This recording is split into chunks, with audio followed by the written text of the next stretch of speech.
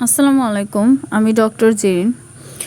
আমি আজকে খুব সাধারণ একটা বিষয় নিয়ে কথা বলবো, যেটার নাম হচ্ছে স্ক্যাবিস বা খুশপাচড়া বা শুকনো খাজলি।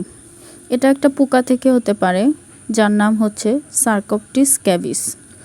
মাথায় যেমন একজনের উকুন হলে অন্যজনদের হয়, তেমনি স্ক্যাবিস একজনের হলে পরিবারের অন্য সদস্যদের হতে পারে।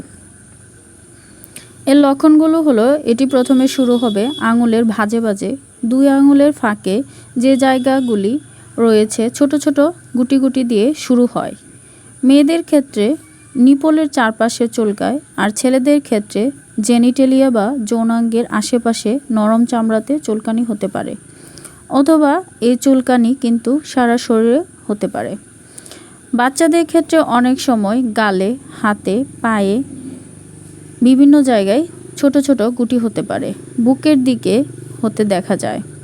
সাধারণত দিনের বেলায় সবাই কাজে ব্যস্ত থাকে বা খেলাধুলায় বাচ্চারা ব্যস্ত থাকে, তাই চুলকানিটা রাতের বেলায় বেশি দেখা দেয়।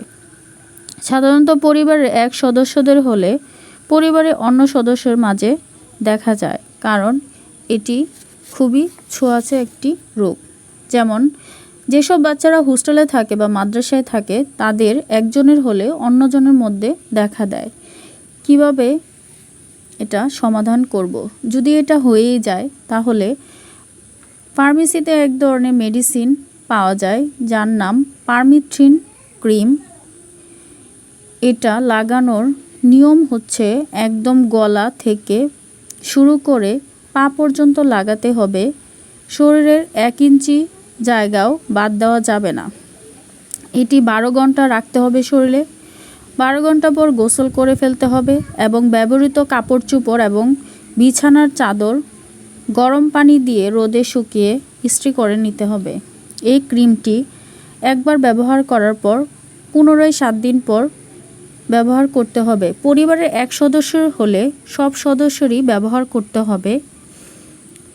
এটি খুবই ছোঁয়াচে ডিজিজ। আজকে এই পর্যন্তই। আল্লাহ হাফেজ।